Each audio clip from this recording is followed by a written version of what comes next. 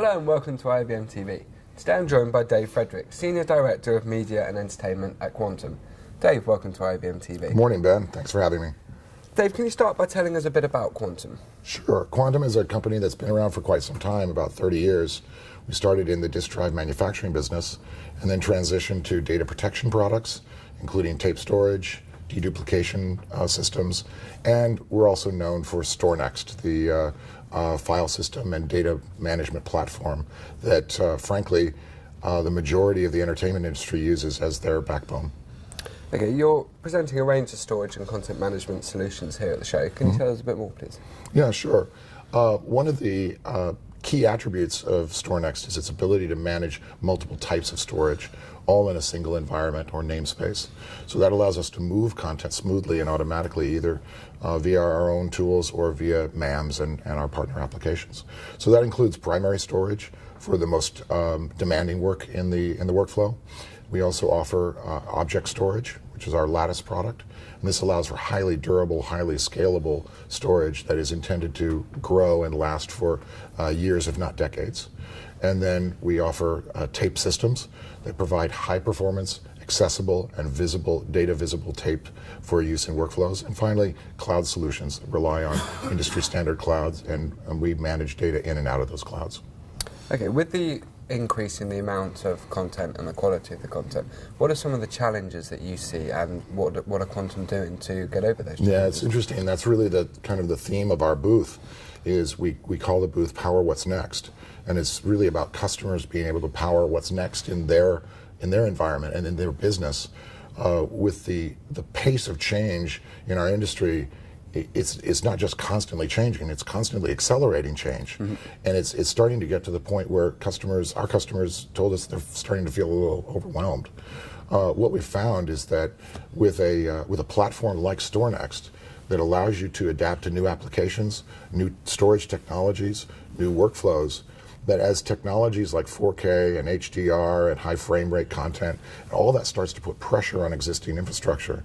If you have a platform that can adapt, then you can make smart decisions, plan ahead, and decide, all right, well, I can move into this format at this time, mm-hmm. rather than being forced into it and make rash decisions that might cost you money or cost your business.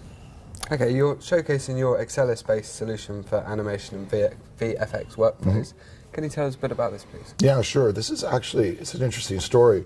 We have a customer in Canada that was doing an animation series, a regular episodic cartoon series for children. And they had about 350 animators, 150 render nodes, and 20 editorial seats. And as the animators were working through the day, they would finish their work, and they were in silos of storage that had to be connected via the facility network.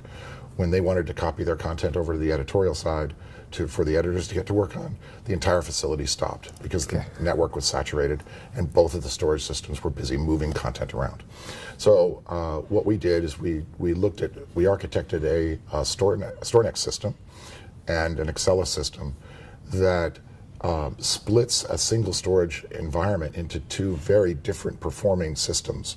So we can tailor each virtual volume within StoreNext to adapt to the random I/O pattern of the animation workflow and the linear I/O pattern of the editorial department, and pass content back and forth between those volumes without ever traversing the facility's network. And it was just a boon for productivity. So we created a reference architecture.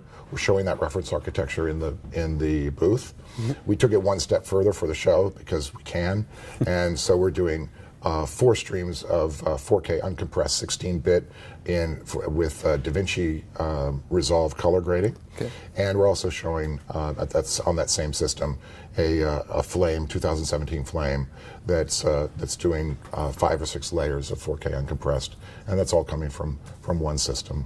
So lots going on at the show then. A lot.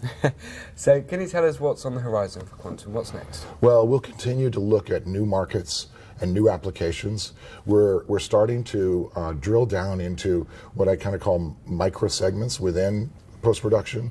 So color grading is a new area for us. Not that we haven't been able to do it in the past, but we've started focusing really on what does color grading need from storage, and how do we optimize that. Mm-hmm.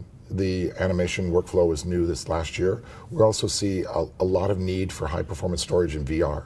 Right? So those areas are going to become new focus areas for us. And then the editorial workflow and the 4K workflow is something that is not just done in entertainment industry. It also cuts across corporate video, houses of worship, sports venues, and those types of markets. So we're taking our ability to solve complex workflow issues from the entertainment space and also applying that to those other markets as well, where it's just as applicable. Okay, Dave, thank you for your time. Great, thank you, Ben. So, power what's next with Quantum. You can find out more at quantum.com.